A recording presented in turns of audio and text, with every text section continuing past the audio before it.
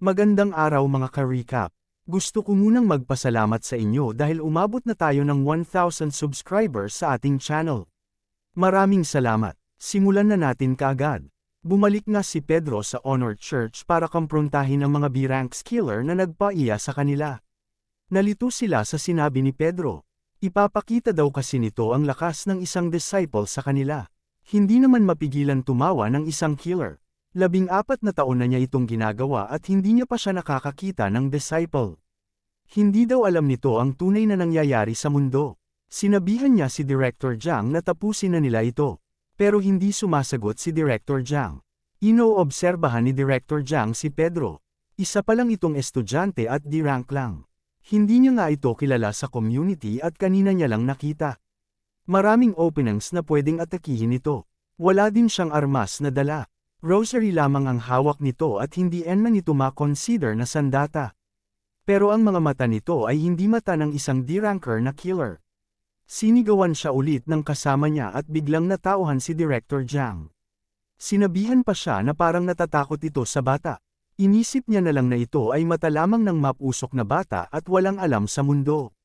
Sinabi ni Director Jiang na meron silang unspoken rule sa organization.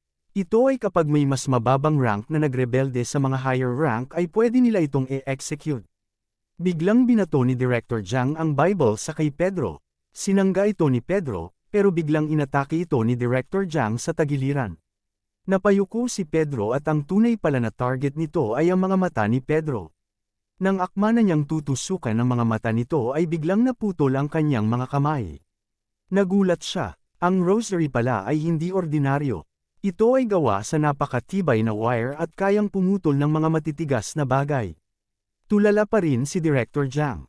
Nakikita niya na lang na nawawasak na ang mga bagay sa paligid niya sa hagupit ng rosary. At sumunod ay ulo na niya ang lumipad. Pero, ito pala ay imagination niya lamang. Sinigawan siya ulit ng kasama niya para matauhan. At tapusin na daw ang bata sa harap nila.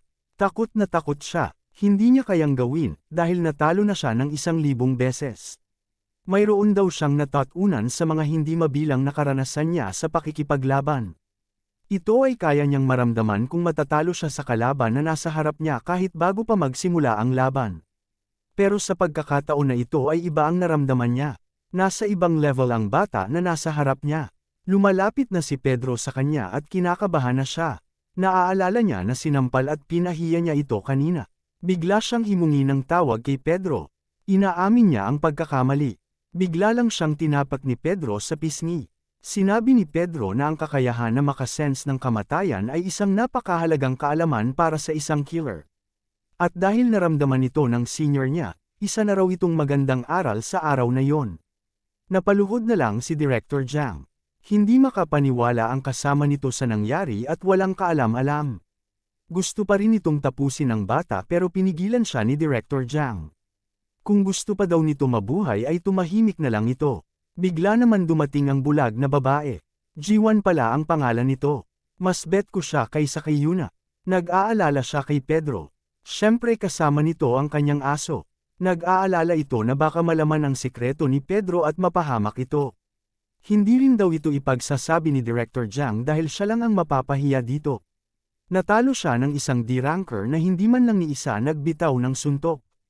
Nainis naman ito kay Pedro dahil nag-aalala lang ito sa wala. Umalis na nga si Pedro pabalik sa paaralan.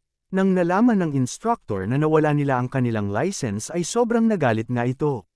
Hindi sinabi ng kambal na kinuha ito sa kanila dahil natalo sila sa laban. Sinabi lang nila na nawala nila ito dahil ayaw nilang mapahiya. Bigla naman dumating si Director Jiang at pumunta sa kambal. Natakot naman ang mga ito at akala nila ay maglalaban sila ulit. Binalik lang sa kanila ni Director Jiang ang mga license na kinuha nito. Sinabi ng kambal na ligtas na sila at nagpasalamat sa kay Director Jiang. Sinabi nila na akala nila ay walang kwentang tao ito pero mabuti naman pala. Nainis si Director Jiang sa kanilang sinasabi at sinabi kung gusto na ba nila mamatay. Napatingin na lang ito sa bintana at nakita niya si Kim Sun-go. Sa isip niya ay nakakatakot ang tindig ng batang ito at umalis na lang. Nagpasalamat muli ang kambal dito at sinabi sa mga ito na huwag itong tawaging Hang dahil hindi naman ito gangster. Kinuha na ni Pedro ang license ni Yuna para ibalik sa kanya. Hinanap niya ito, makikita na nag-training si Yuna. Naaalala niya na walang siyang magawa sa lahat ng mga laban. Pakiramdam niya sa sarili niya ay wala siyang kwenta. Nakita ito ni Pedro. Tinanong ni Pedro kung sino ang walang kwenta na sinasabi ni Yuna. Sabay abot sa license nito. Hindi naman ito tinanggap ng dalaga dahil wala daw siya karapatan dito. Tinanong ni Pedro kung tungkol ba ito sa nakakabatang kapatid niya na lalaki. Tinatawag niya ang sarili na walang kwenta pero ginagawa daw nito lahat para maging killer kahit hindi naman siya bagay dito. Nagalit si Yuna at hinawakan si Pedro sa damit nito. Kung makapagsalita daw si Pedro ay parang alam nito ang lahat. Kaya sinabi ni Pedro na tama si Yuna at wala nga daw itong alam sa buhay niya, pero isa lang ang alam niya na sigurado at ito ay ang lalaking kapatid niya ay hindi niya biological brother. Kaya tinanong ni Pedro kung ano ba ang tunay na nangyari sa kapatid nito. Sa orphanage ay may batang lalaki na palagi nakabuntot kay Yuna. Sinasabi nito kay Yuna na pamilya sila at gusto nito makipaglaro. Palagi siyang iniiwasan ni Yuna at sinasabi na hindi sila magkadugo. Hindi daw alam ni Yuna ang pamilya dahil hindi naman ito naranasan magkaroon. Bata pa lamang ito ay iniwan na sa locker sa isang subway station. Mamamatay na lamang daw sana siya doon pero naligtas ito at binigay sa orphanage. Wala daw ito intensyon o lakas ng loob na magkaroon nito. Dahil natatakot siya na pag nagkaroon siya nito ay iiwan lamang siyang muli. Ang mapag-isa araw-araw ay ang akala niya magpapaligaya sa kanya.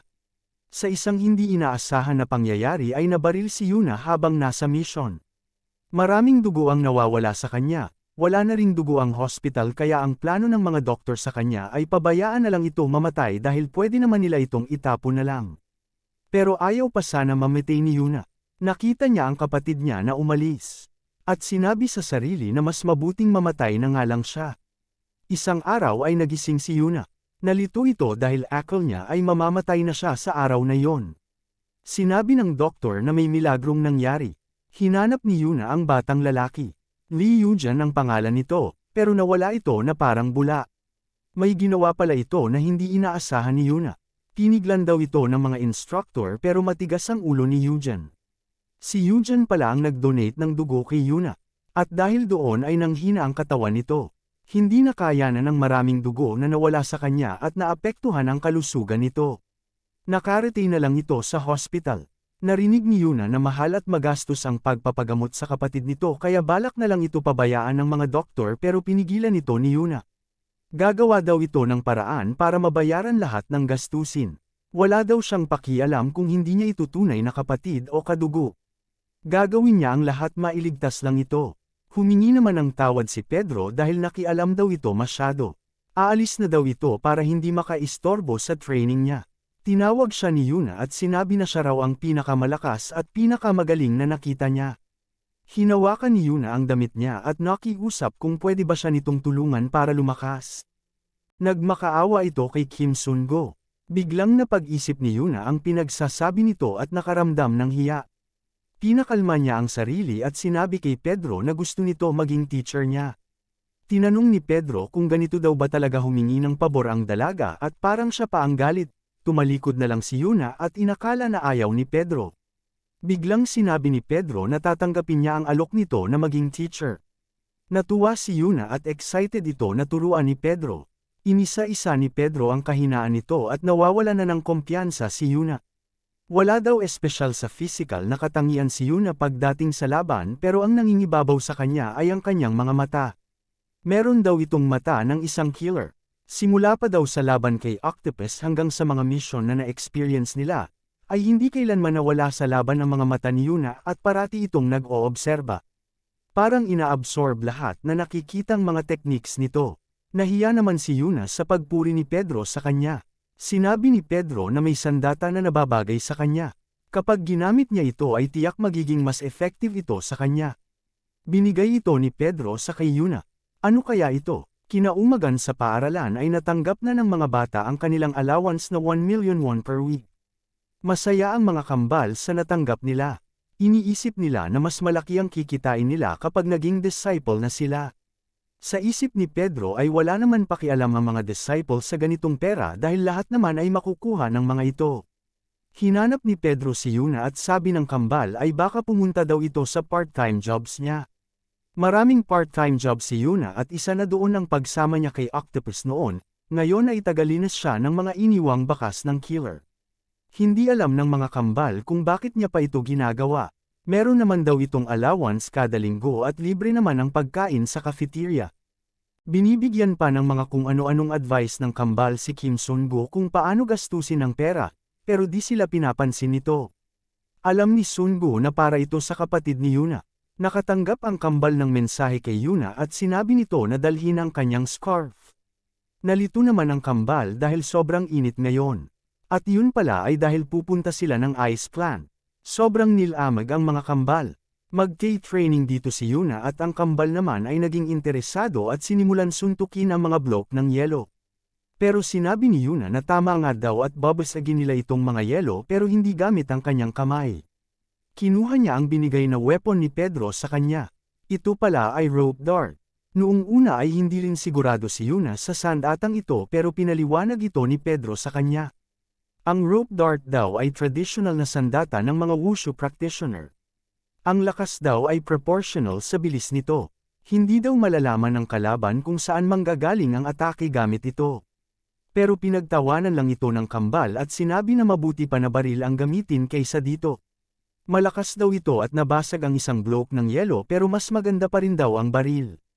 One shot, one kill. Tama daw, pero kung 5 ang kalaban nito ay 5 bala din ang kailangan. Samantalang ang rope dart ay iba. Kaya nito ang one shot, all kill. Nagulat ang kambal sa ginawa ni Yuna. Mukhang nagustuhan ito ng kambal at hinanap sa online shop kung meron daw ba nito. Pagkatapos ng training ay tinanong ng may-ari si Yuna kung kumusta ang training nito. Inalok ni Yuna na siya na ang maglilinis dito pero tinanggihan ito ng may-ari at sinabi na siya na ang bahala dito. Minsan lang daw siya makakita ng baguhan na kayang basagin ang lahat na yelo dito. Babayaran na siya sana ni Yuna pero biglang sinabi ng may-ari na binayaran na ng kaibigan nito ang lahat. Binigay ng kaibigan niya ang 1 million won na allowance niya sa 1 linggo. Binilin din ni Pedro ang gamot para sa sugat sa kamay nito at sinabi na kakailanganin niya daw ito. Hindi alam ni Yuna kung ano ang sasabihin kay Pedro at nahihiya pa ito. Tinawagan niya si Pedro pero dahil hindi niya alam ang sasabihin ay tinanong niya lang ito kung ano ang pananghalian sa cafeteria. Nang magpapaalam na si Yuna ay binati siya ni Pedro. Meron na siyang tunay na sandata na nababagay sa kanya, makikita naman na sinusubukan din ito ng kambal. Pinag-aralan pala ni Pedro ang profile ni Yuna. Sinabi nito na hindi lang alam ni Yuna, na matagal na nitong hawak ang tunay na sandata niya at hindi niya lang napapansin. Sa kabilang dako naman ay makikita na may isang lalaki na nagwawala. Ito ay si Park Sang-do. May mga guhit ang katawan nito at dinumero. Wala man lang makalapit sa kanya dahil alam naman natin na sobrang lakas nito. Nagkataon lang na si Pedro ang nakalaban niya. Pero tumigil ang lahat nang may dumating na isang misteryosong tao. Sinabi ng lalaking ito na kahit si Ranker o B-Ranker ay di kayang patayin si Sang-do. Pero iba na ang usapan kapag disciple na ang nagpakita. Nagbigay galang naman ang mga tao dito at napatigil si Sang-do. Nabitawan nito ang kukri sa takot. Niyaya siya ng lalaki na makipagpusta, kung kaya ba nito natalunin ang isang disciple. Ang misteryosong lalaki pala na ito ay isang disciple. Disciple Nathaniel. Ano kaya ang mangyayari kay Sang-do? Sa mga sumunod na araw naman ay pumunta sa hospital ang grupo ni Kim Sun-go aka Pedro. May nakitang bata ang kambal na ayaw magpaturok ng karayom dahil natakot ito. Sinabi naman ng kambal na mahina talaga ang mga bata at kailangan mag-mature ang mga ito. Pero nang sila na ang tuturukan ay kita sa kanilang mukha ang takot sa karayom. Ito pala ay requirements para sa mga bagong killer. Kailangan nila dumaan sa mga medical examination. Muntik pa magkamali si Pedro sa pagsabi sa taon ng kanyang kapanganakan. Wala namang problema si Pedro sa ibang test pero ang pinaka-inaalala niya ay ang pagkuha ng dugo. Ang dahilan daw ay ginagamit ito pang tali ng Glory Group sa mga tao nito. Kinukuha nila ang DNA at iba pang biological information para kahit saan man mapunta ang killer ay makikita at mahahabol nila ito.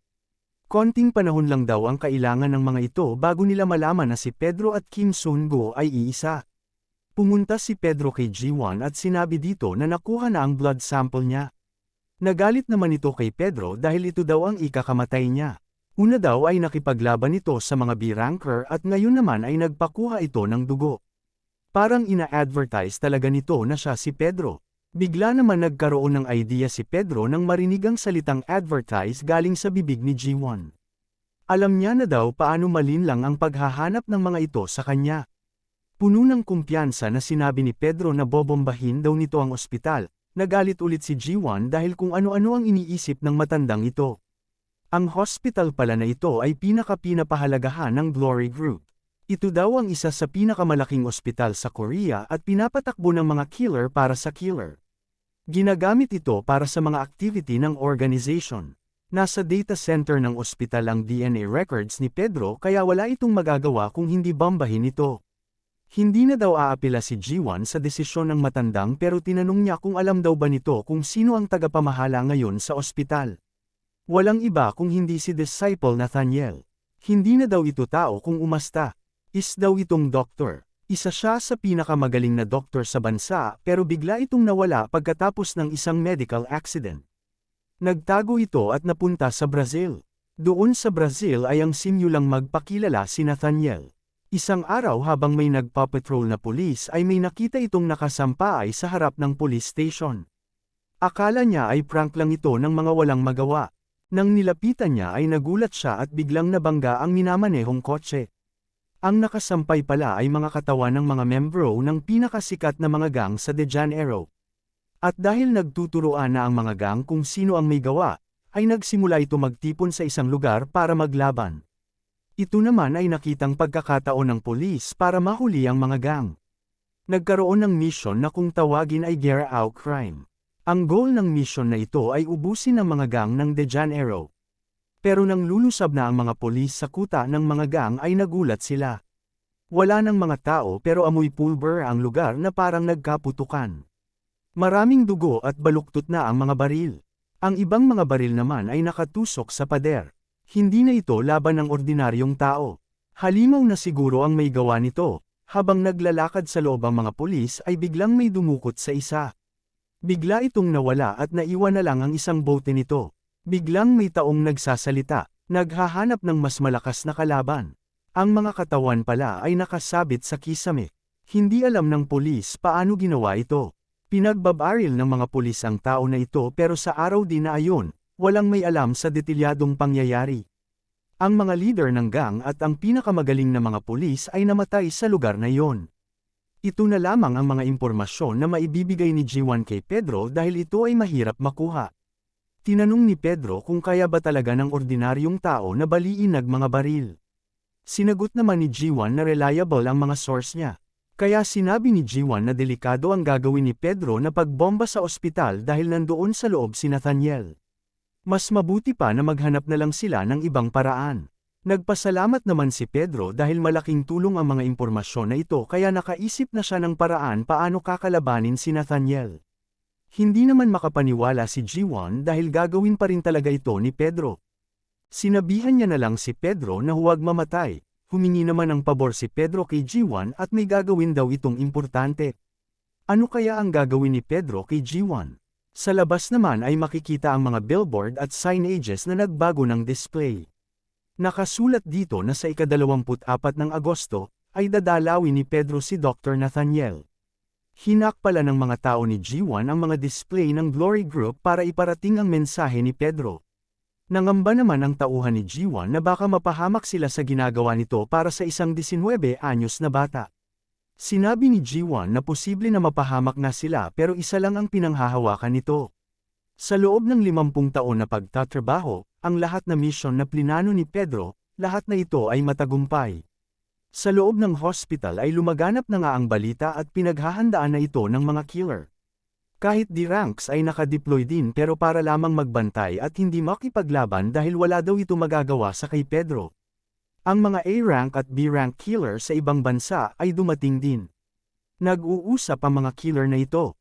Minsan lang nila makikita ang mga disciple at nagkataon pa na maglalaban ang mga ito. Minsan sa buhay lang nila makikita na maglalaban ang dalawang disciple. Inaalam nila kung sino kaya ang mananalo sa laban ng dalawa. Ang iba naman ay kumpiyansa na si Nathaniel ang mananalo. Matanda na si Pedro at may sakit pa. Sumabat naman ang kambal na si Pedro ang mananalo. Hinayaan lang sila ng mga killer dahil baguhan lang daw ang mga ito. At isa pa, hindi daw makakalabas ng buhay si Pedro dahil laganap na ang mukha nito at makikilala nila ito agad. Baka nga hindi na daw ito pumunta. Habang nag-uusap ang mga ito ay nakikinig lang si Kim Sun-go. Hindi nila alam na sa paligid lang pala ang tunay na Pedro. Binalaan ng management ang mga low-class killer na huwag makipaglaban kay Pedro at subukan lang nila ito na barilin ng tranquilizer. Hindi nila kaya harap-harapan labanan si Pedro. Ipagbigay alam na lang nila sa mga A-rank gamit ang alarm, ngumiti lang si Pedro sa pinagagawa ng mga ito. Nagsimula na ang lahat sa paghahanda. Nagsimula na rin gumalaw si Kim Sun-go. Mahuhuli kaya nila si Pedro? Gaano kaya kalakas si Nathaniel? Malalaman natin ito sa susunod na kabanata. Maraming salamat sa panunood mga ka-recap. Please like and subscribe sa ating channel. See you soon mga ka-recap.